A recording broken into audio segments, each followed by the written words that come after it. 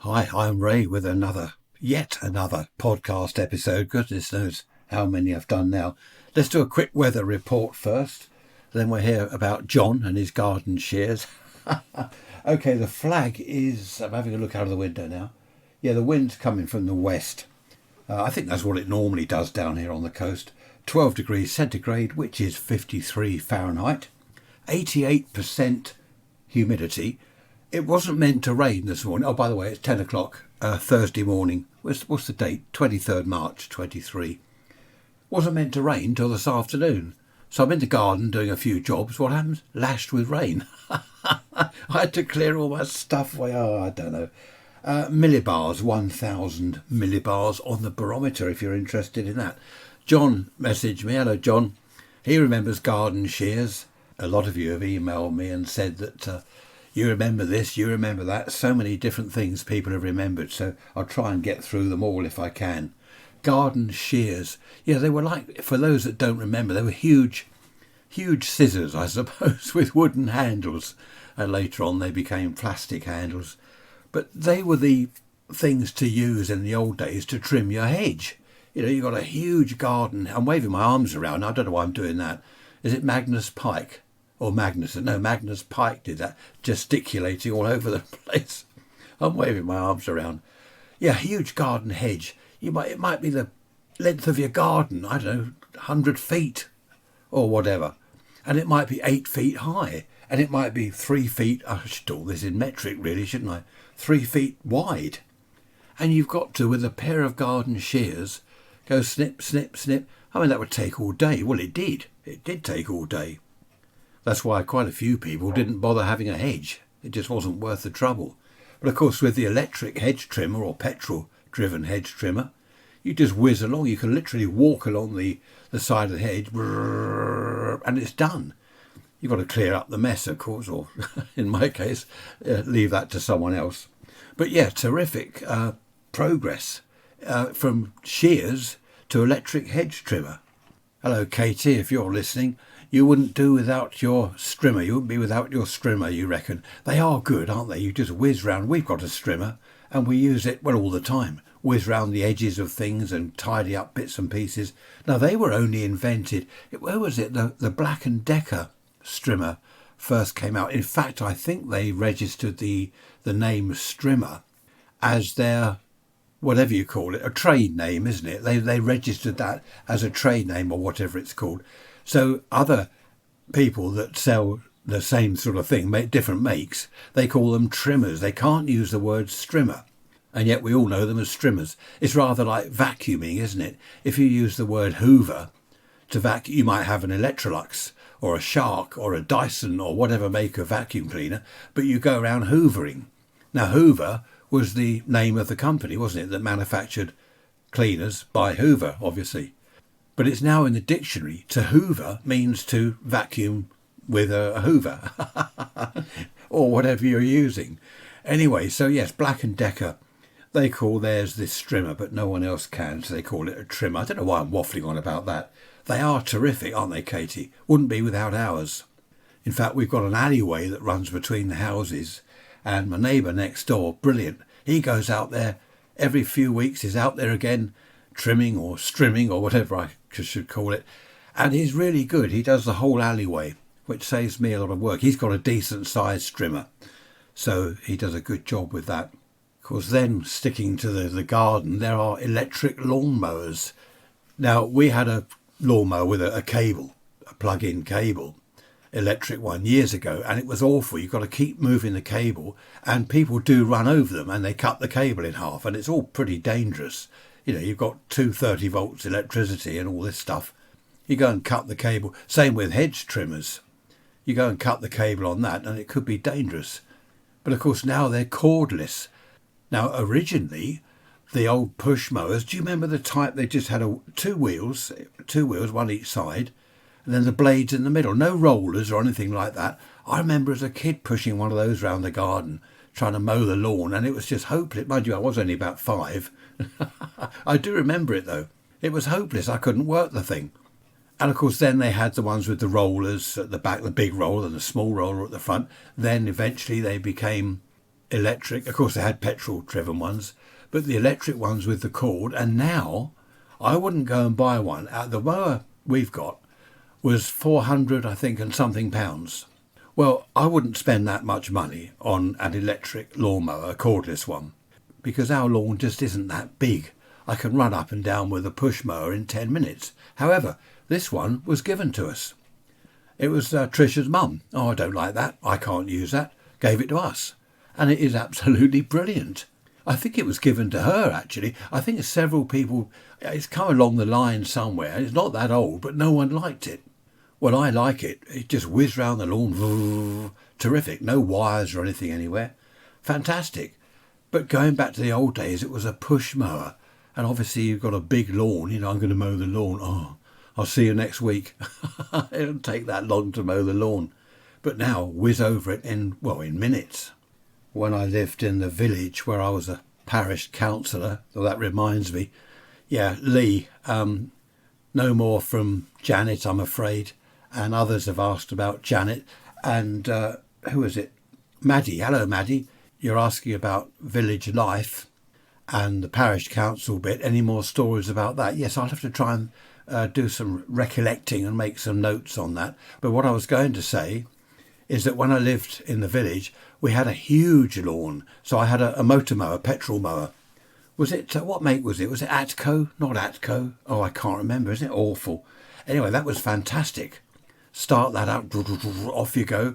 I remember trying to adjust the carburettor on it while I'm going along, while I'm mowing the lawn, because I wanted it to actually be running under load sort of thing while I adjusted the carb. So I'm running along beside it, trying to adjust this thing.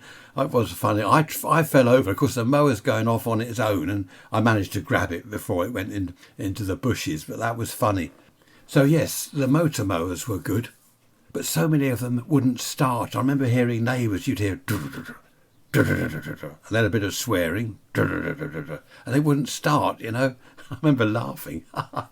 Oh dear, they were great days. But it was all hard work. They were like most things. Everything was hard work back then. People didn't have washing machines. Well, not then. I mean, even further back. People didn't have washing machines, tumble dryers, dishwashers. Oh, talking of dishwashers, here is a coincidence.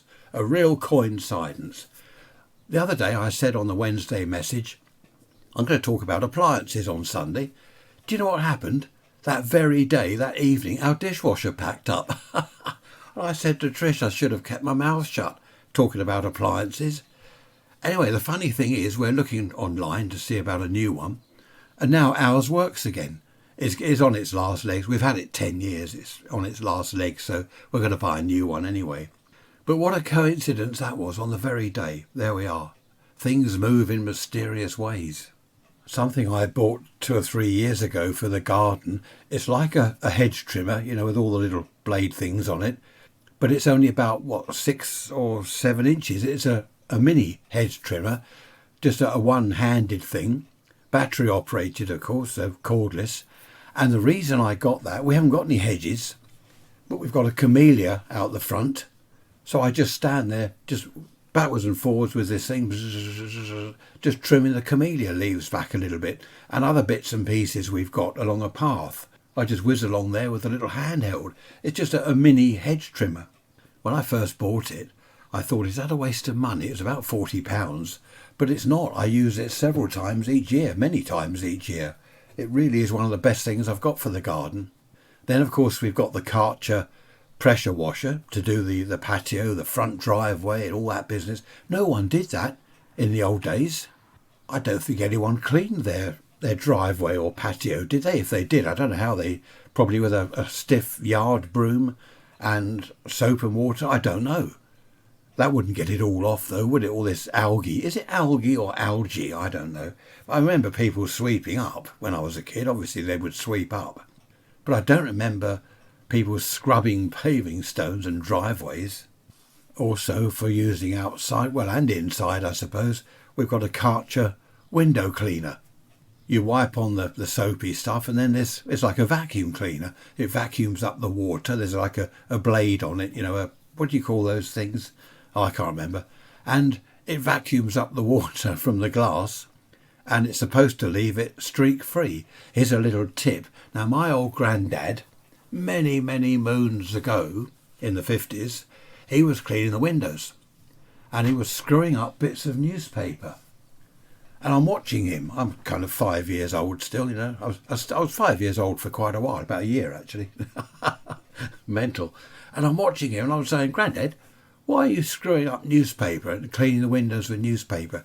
And he said, that is the way to get the streaks off. When you've washed the windows, you've done all that, use the leather, your chamois, and then just go over it all with screwed up old newspaper. And you know, it works a treat. It really is fantastic. I've never forgotten that. And that's getting on for, goodness me, 70 years ago. Well, not quite, but almost 70 years ago. And I can still remember that. How about that? Aren't our brains fascinating? The things that you can store. I don't know how many gig of memory we've got in our brains, but it's a lot. And it is accessible instantly, isn't it? Well, until you get to my age, and then it isn't quite so straightforward. You have to think, you know, what was that? I can't quite remember. And your brain is going through the hard drive, isn't it? It's here somewhere, but I can't quite find it, so it's not instantaneous anymore. But that's it. Try it. Screw up old bits of newspaper and just go over the glass with that when you've finished. One of the most brilliant things that I ever bought was a cordless electric drill for using in the garden. Fantastic. I used to have to drag the wire across the lawn if I'm doing something on the fence, have an extension lead. You know, it's all dangerous, isn't it? It's mains voltage, dragged across the lawn, and plugs and sockets and things everywhere. But of course the cordless drill is just amazing. I've got an electric planer. How about that? A plane, not an aeroplane, you know, the type we go on the wood. Do you like the sound effects? They're rather good, aren't they? I should be hired as a sound effects man by the BBC. So I've got the electric plane. I've got an angle grinder. I've got an electric miter saw, you know, where you can turn the angle to various degrees and things like that. What else have I got? I've got a circular saw. I've got one handheld. It's a little circular saw, handheld, if you want to just, I don't know, cut little bits out of a sheet of wood or something. That's quite amazing. I've got the bench grinder, of course, with a grinder one end and the wire brush the other end. I've got all this stuff. I did have a pillar drill. I got rid of that in the end. But all this stuff, imagine before you had any of this. Well, before electricity, I suppose. It must have been, well, as I said earlier, just hard work. Just hard work all the time. Hand drill. You want to drill a hole in a brick wall. You've got a masonry bit and a hand drill. Or what they used, though, was like a chisel thing, wasn't they? They hammer, and twist this thing round. Do you remember those? Oh, that is going back a long time. That's when the wall plugs were wood, not plastic. Wood and wall plugs, if you want to put up a shelf that's crooked when you look at it afterwards. Then, of course, on to the bigger stuff. There are chainsaws, electric chainsaws and petrol-driven chainsaws. We don't need anything like that in our garden, of course, but again, you see pictures, don't you, of two men either side of a tree, each on the end of a huge saw, a big handle on the end of a huge saw, and they're rocking backwards and forth. That's a good sound effect, isn't it? That was real. And it must have taken them hours to saw a tree, you know, to lob a tree down. Whereas now with a chainsaw, it takes minutes. Of course, going back to huge circular saws driven by traction engines. There's one at Amberley Museum. They have got this traction engine, a huge flat belt, canvas belt, which turns this circular saw, which must be, it's got to be 4 foot diameter, if not more.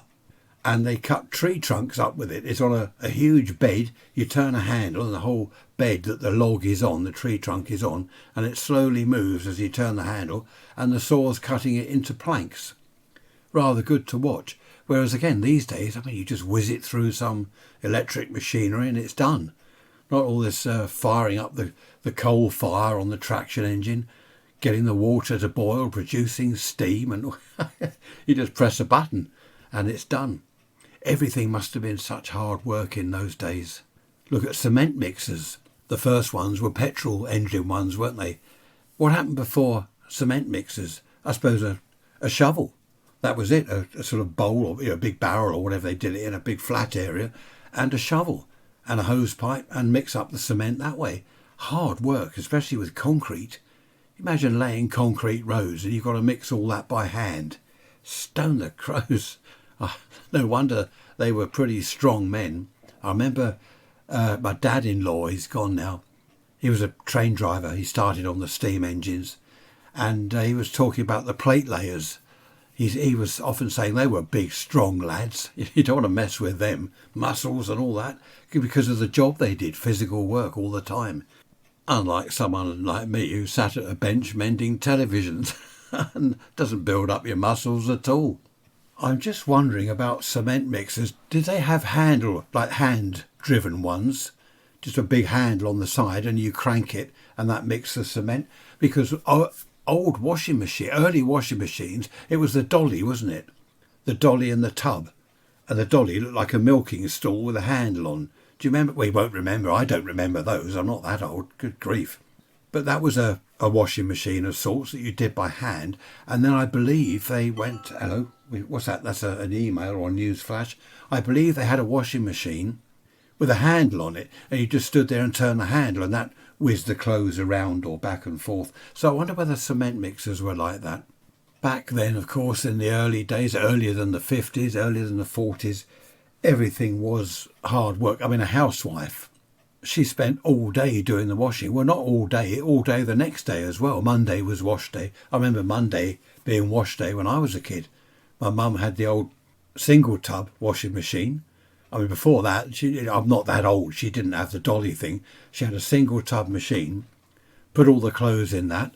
They whiz round for a while. Then you've got to empty the water out, put clean water in it, whiz them round for a while, empty it out, put clean water in it. This is to rinse everything. Then finally, when it's all rinsed, good job we didn't have water meters in those days, you finally put it through the mangle. You stand there turning the handle. I remember helping when I was little, turning the handle.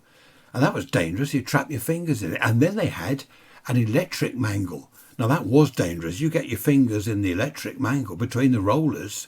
It did have a safety mechanism on it, but I dread to think how good that was. I probably didn't stop until it got up to your elbow.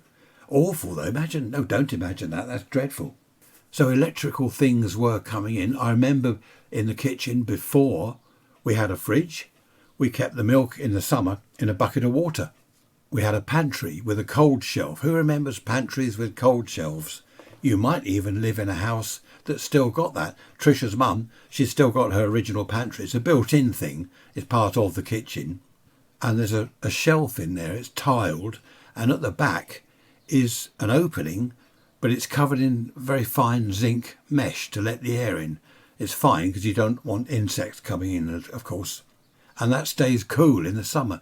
So you'd have perhaps a bucket of water in there with milk in. I remember the milk would have dots in it. My mum would make me a cup of tea and there's dots floating around and I wouldn't have it. I'm not having that with dots in. The milk's bad. She'd say, no, it's not, and hook them out with a teaspoon. I still wouldn't drink the tea because I'm fussy like that.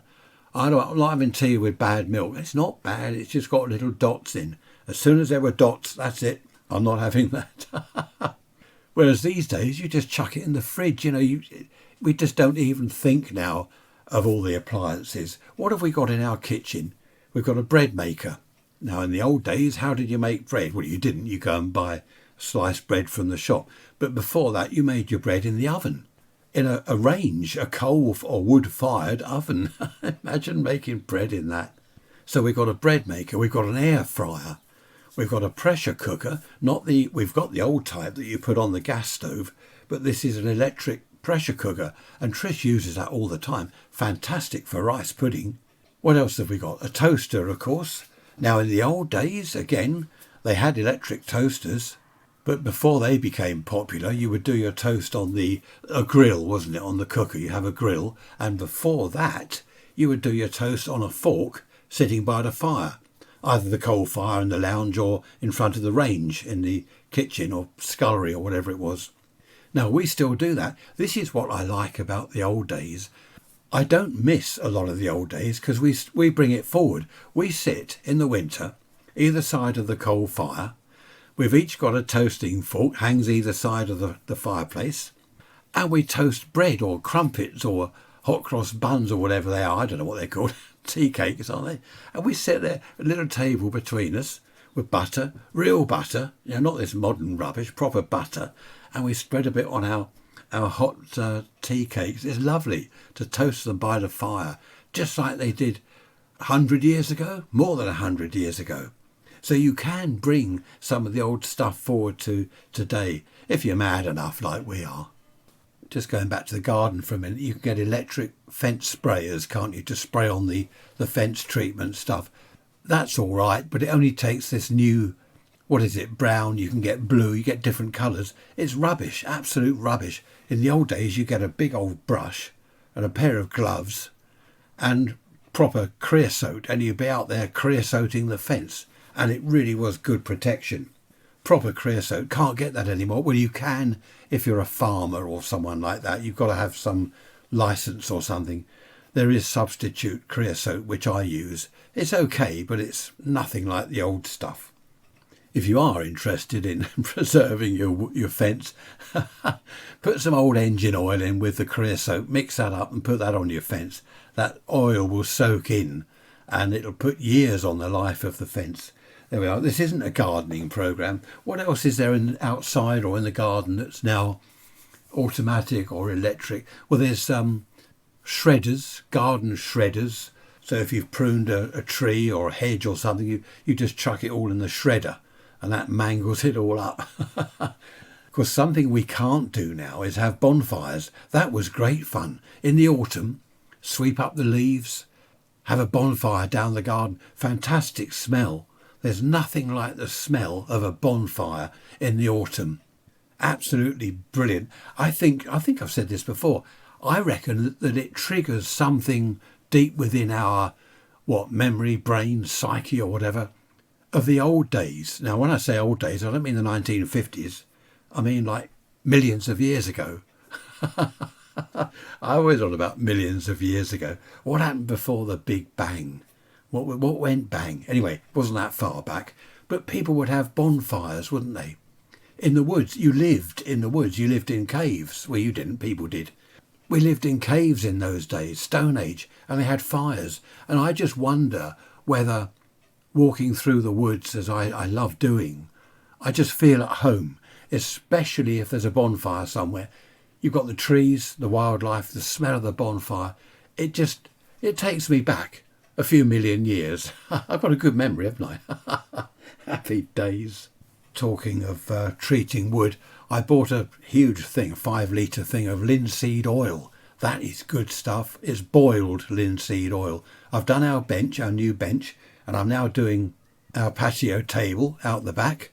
And it's fantastic stuff, this linseed oil. Of course, you can't sit on the bench for years because it's wet. No, it doesn't take that long. But it really is good stuff. Shall we move away from the garden for a while? I think that's an idea. Time for coffee, actually. I'll tell you what we didn't have in the old days. That was a lift to school. All these, what are they, in their Chelsea, blonde ladies in their Chelsea tractors, taking their little ones to school. We didn't have that. We had to walk. We had to go on a bicycle. When I lived in a shoebox in the middle, do you remember that, Monty Python? Oh, we lived in a shoebox in the middle of a cesspit. Yeah, that were luxury. Silly, wasn't it? Good fun in the old days. But we didn't have a lift to school. Come rain or shine, we walked or went on our bikes. I know that people today say, younger people say, oh, I wish you'd stop going on about when you were a lad. When you were young. We had to do this, we had to do that. It's just that's our memories, I suppose. We remember those days. And when I see kids of today, getting a lift here and a lift there, and they don't seem to have a bike, they don't walk anywhere, I just think, well, I don't know. At least we got exercise back then. Climbing trees. Anyway, I'm not going to go into the woods and all that business because the episode will last about 3 or 4 hours. As did Boris Johnson's, interrogation or whatever yesterday. Was that over 3 hours, wasn't it? I didn't watch it. I just can't do all this stuff anymore. It's too much. Another appliance, well, it's not really an appliance, is it? A radio, in the old days known as the wireless. Turn the wireless on. We'll hear the news on the BBC Home Service. But when that came along and people got that in their homes, that must have been fantastic. But the thing is, it lasted decades, didn't it? The wireless, the radio, transistor radios back in the 60s, 70s, 80s. Now, radio's gone. They reckon that very few people listen to the radio. Very few youngsters, anyway, listen to the radio. It's only a few oldies that seem to listen to it because it's all streaming and whatever they do, isn't it, these days? And television, they reckon now that a lot of youngsters don't watch TV channels as we all did in the old days, as I do now. It's all streaming. So whatever they want to watch, they just stream it on whatever, on their TV or iPad or phone.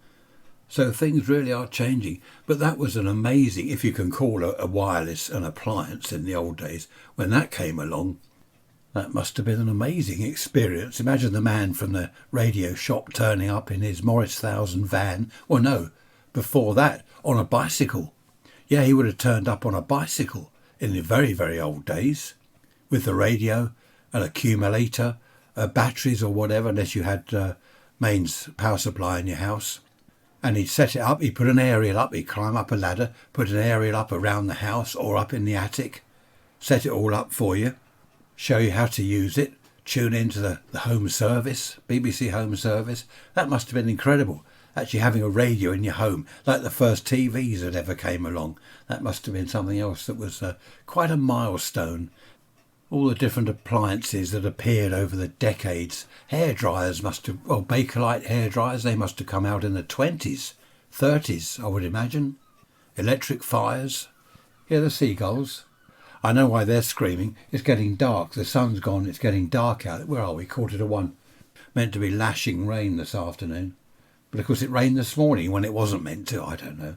Do you remember the Hoover Constellation vacuum cleaner? Only those in the UK will remember that. The round one. It floated on air, on a cushion of air. That was quite good.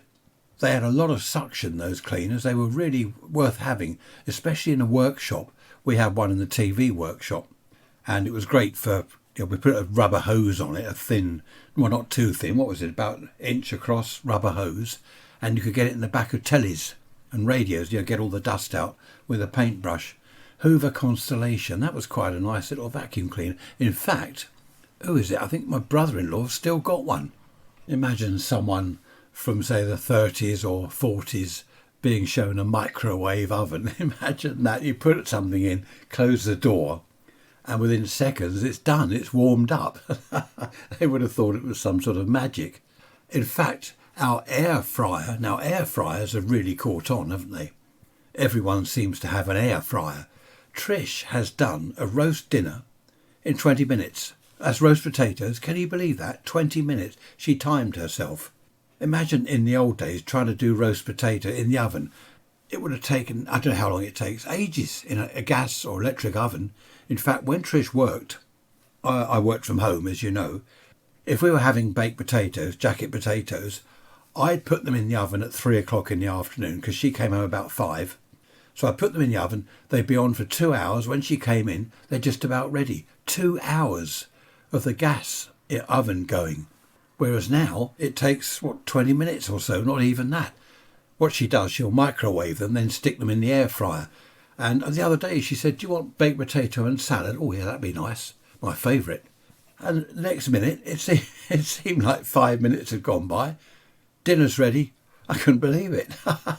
So in the old days, a baked potato in the oven at least 2 hours. All that gas used or electricity, all that energy used.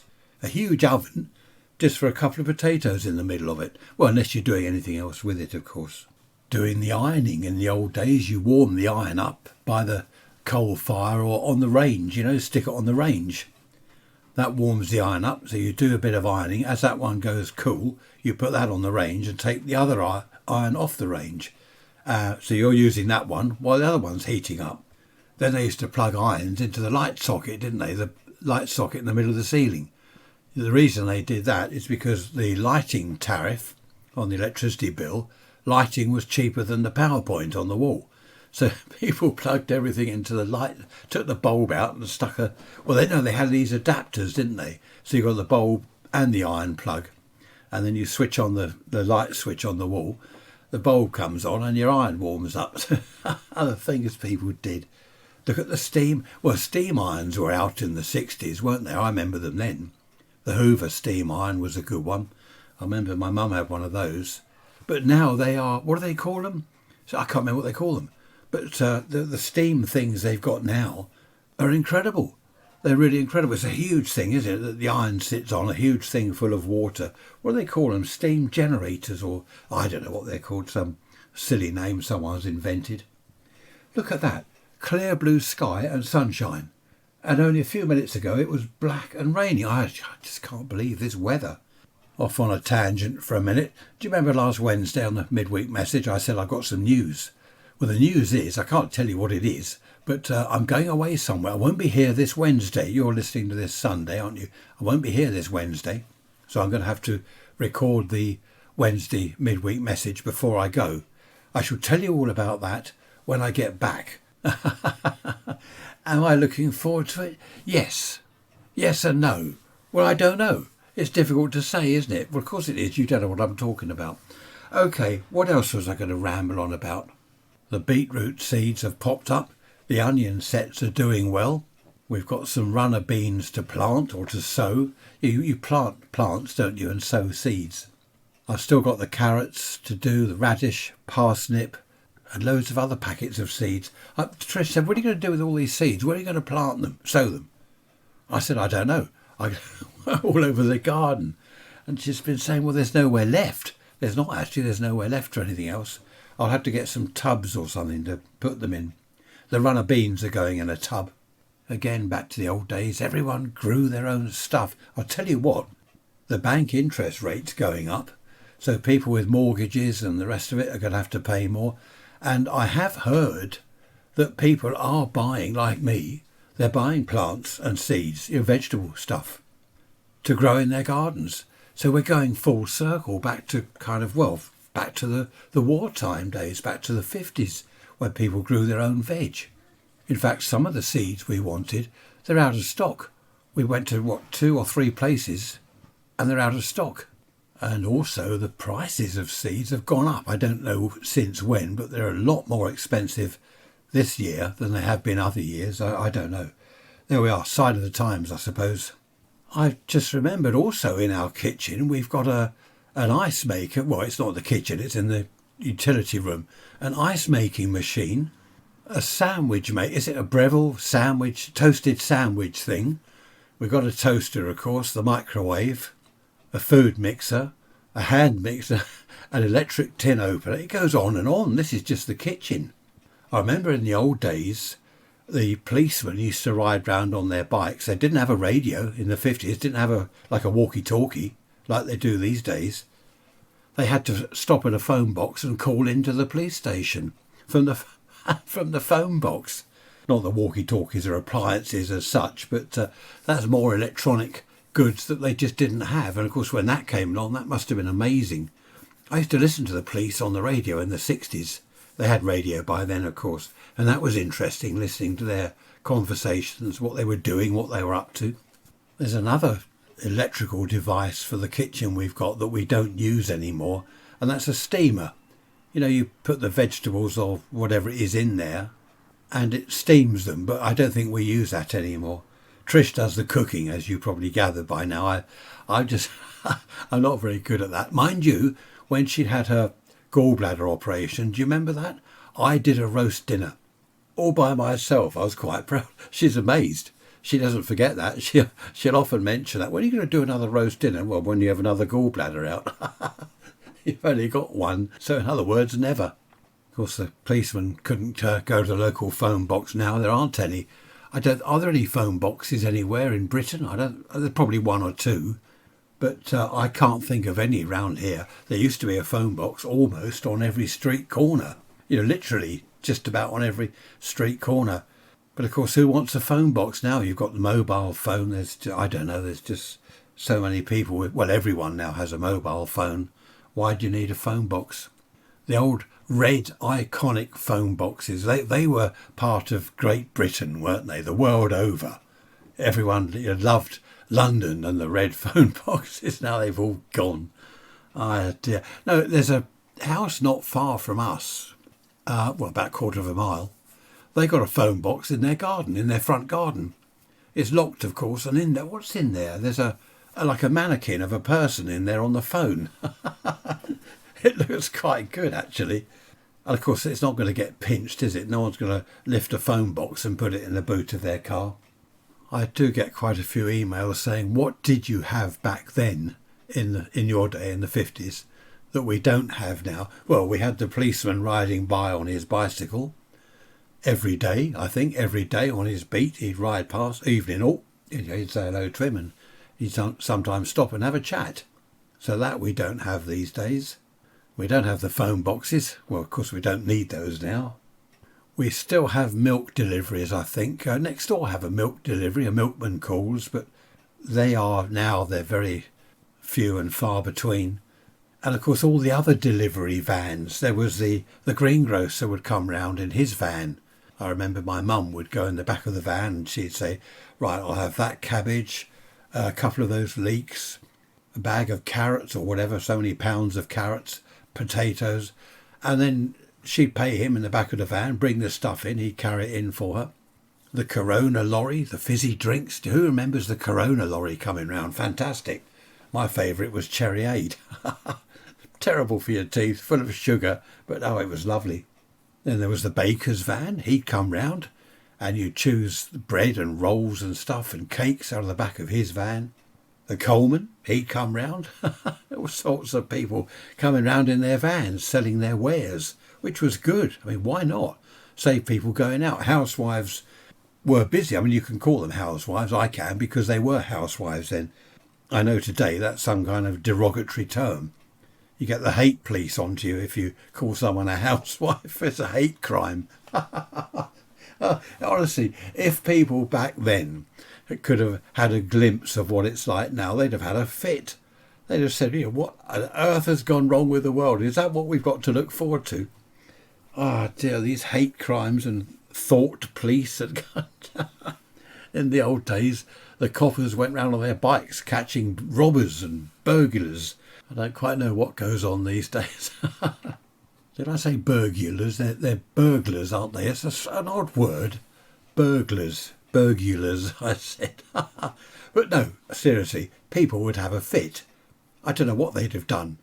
I doubt they'd have wanted a future like that. They probably would have said, well, no, I'm going to go and live in the woods. I'm going to go and live in the mountains on my own. I'm not going to do that. But no, seriously, it's not funny. I know I'm laughing, but it's not funny. The things I read online every day, weird stuff. People being offended. Oh, dear me, I mean, in my day, no one took offence. Or a gate. Oh, dear. No, seriously, people didn't get offended by stuff. You just got on with life, You had an allotment to tend. You had a vegetable patch to look after. You didn't go around getting offended by the slightest thing. Moving on before someone takes offence. I've just been talking to Trish about appliances. She said, don't forget the electric hand blender that we've got. We don't use it. Hello, what's that? Another news flash or something? Electric knife. We don't use that. Electric smoothie maker. Is it the Ninja smoothie maker?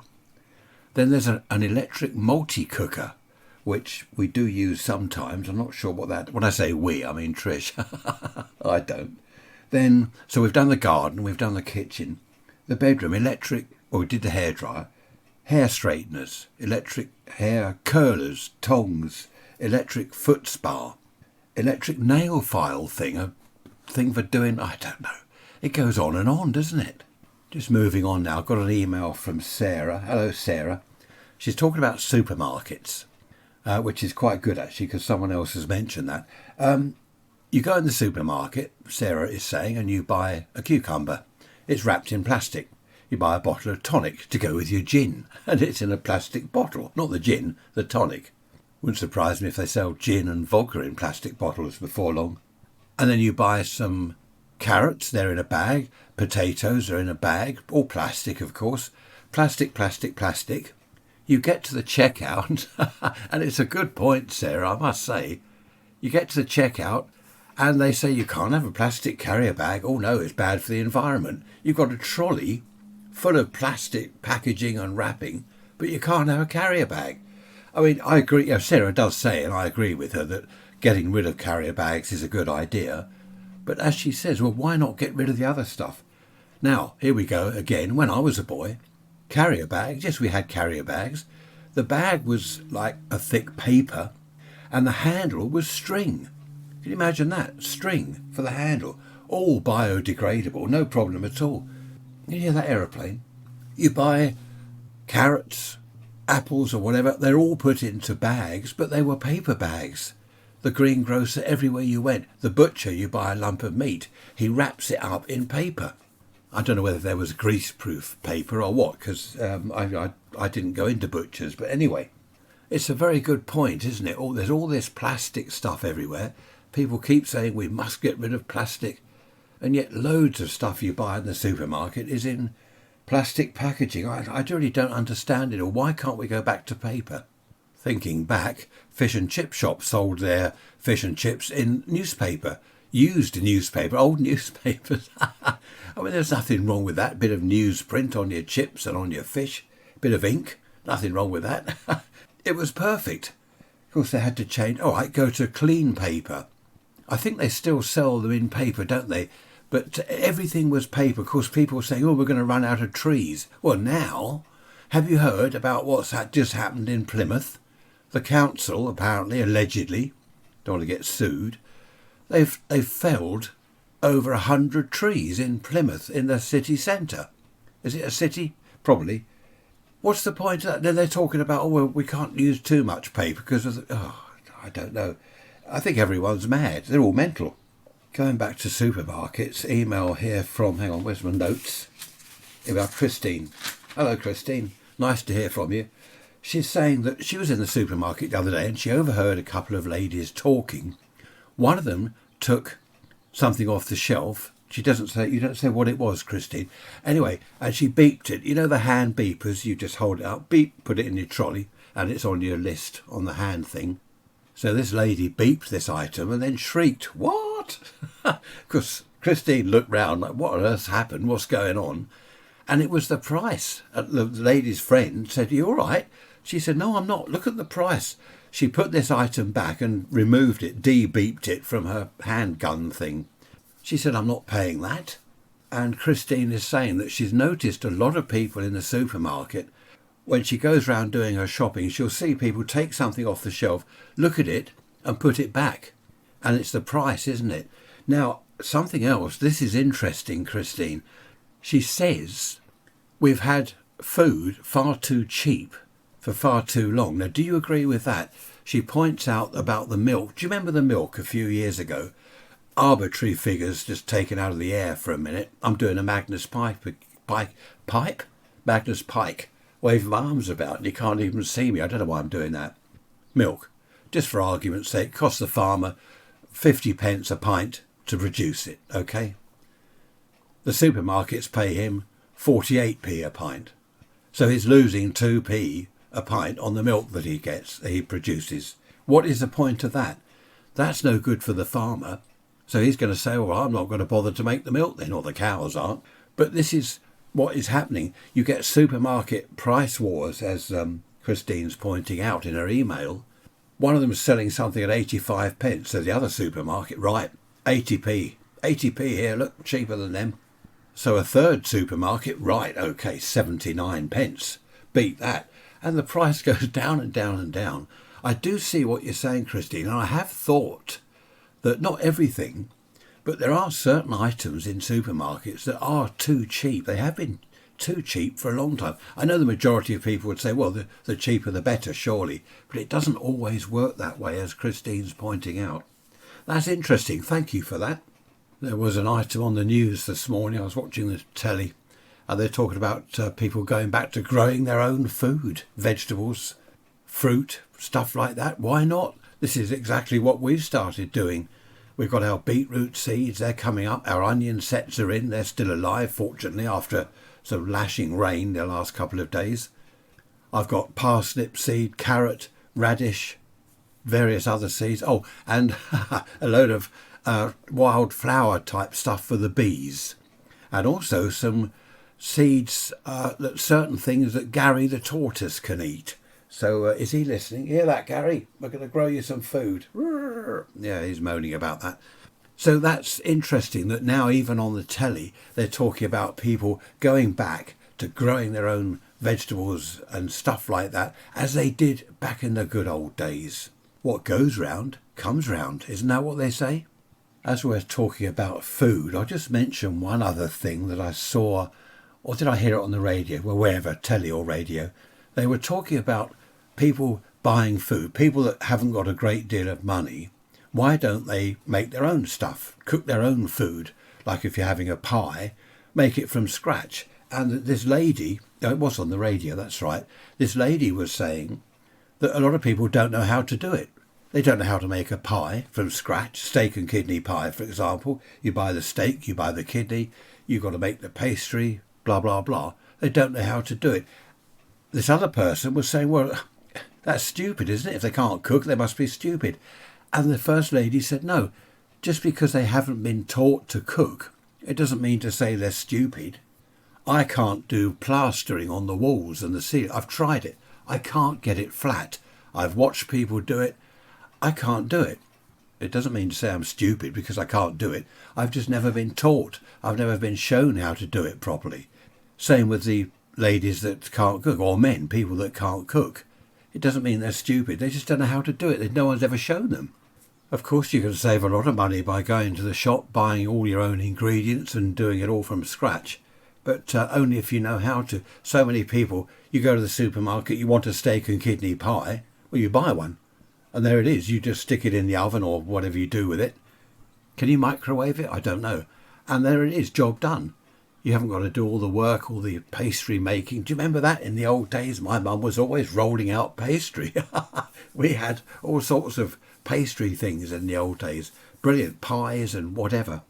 Cheese flan. That was one of my favourites. Cheese flan she used to do. Oh, that was bliss. Fantastic. Of course, these days I do see the argument that people make, well, there isn't time. They haven't got time to go and buy the ingredients and do it themselves. Very often the husband and the wife are out at work all day. They get in. You've got to have a meal.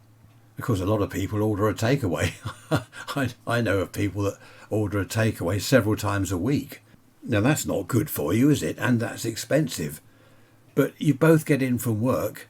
The kids are in from school. Everyone needs to eat. What do? You can't start rolling pastry. Well, you could, but the meal is going to be quite late into the evening. I suppose the same could be said of growing your own vegetables. It takes time. If you're at work all week, you've only got the weekend.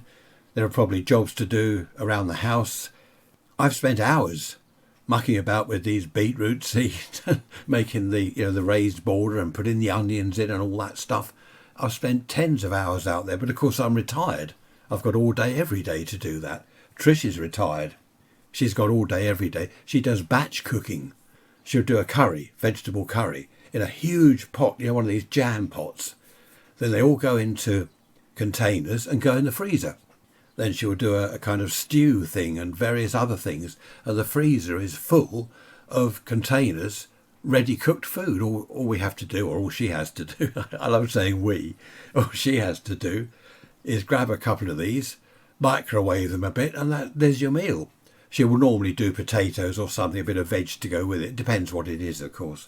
But she's got the time. Also, cooking is a hobby of hers. It is a hobby. She loves it.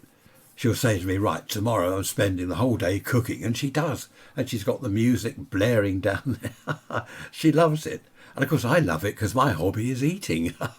Happy days. Oh, something else she makes is homemade soup. Now that is lovely. Celery soup, tomato soup, mushroom soup. She makes all this stuff. And again, she'll make a 60-gallon drum of, no, not quite 60 gallons. No, but a few litres of soup. And it all goes into the freezer. So at lunchtime, do you fancy celery soup? Oh, yes, please, that'd be nice. With a slice of homemade brown bread. All very, very cheap to produce, if you've got the time, of course. Talking of time, what is it, 50 minutes I've been droning on? Raise rants at protonmail.com, if you want to email me about anything. Interesting. I love emails. I love getting your emails because it gives me ideas and I can tell your stories and things. So do email me if you've got time. Have you got the time? Raise rants at protonmail.com. Just briefly going back to growing your own vegetables and fruit and things like that. My dad worked full-time back in the 50s, and at weekends he would tend the garden. He had a huge greenhouse down the garden. We had a very big garden. He had a big greenhouse. He had rows of peas, and he grew potatoes, well, everything. Gooseberries, black currants, red currants, I remember all that. And he would tend all that lot and do whatever he did to it at the weekend. I think now people at weekends are busy. Again, they're busy doing things. They're going here, they're going there, they're going everywhere. They haven't got hours to potter around in the garden. It's a shame, isn't it? It's a shame there's not more time. Well, there is. You can't have more time. You can't make days 36 hours instead of 24. I remember my son. Now, here's the thing. I remember him saying once, it's a shame we have to sleep because it's a waste of time. I wonder if he's listening. Do you remember saying that? That was years ago. Waste of time, isn't it? So many things you could be getting on with and sorting out, but you're just on the bed doing nothing, sleeping. What a waste of time. Yeah, I don't know. It's a funny thing, isn't it, sleep? Why do we sleep? They've tried, haven't they, scientists or doctors, whoever. They try and induce sleep, don't they? But it doesn't seem to work. They can't. Is it emulated or whatever they do? Interesting stuff. Well, the sun's shining. Oh, by the way, it's Friday now. I don't know whether we're going to our club this afternoon for a couple of beers. That would be rather nice. A couple of pints of London Pride. And then come back and have dinner. That would be nice. We'll see what happens. It's only round the corner, but we tend not to go if it's lashing with rain. I don't want to get soaked. And obviously we can't drive there and back.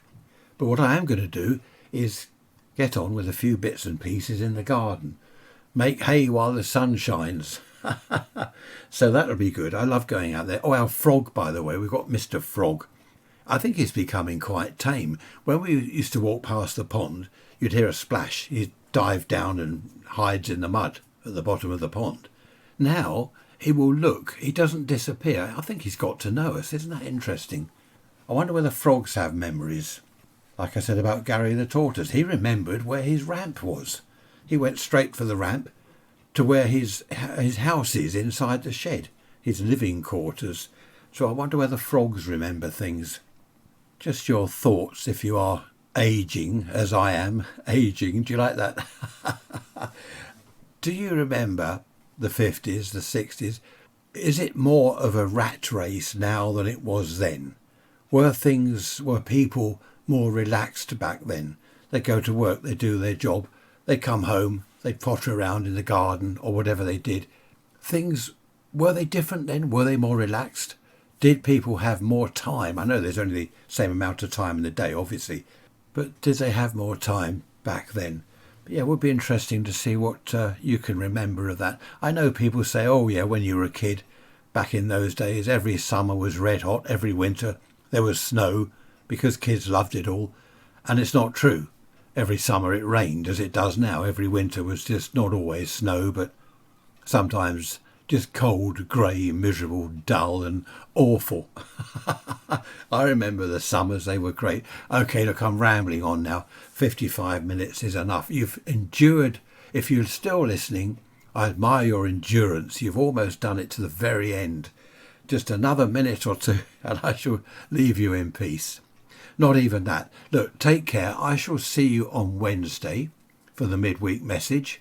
Hope all's well with you. Look after yourselves and behave yourselves, of course, as I do, because I'm an upright pillar of the community, aren't I? Bye-bye for now.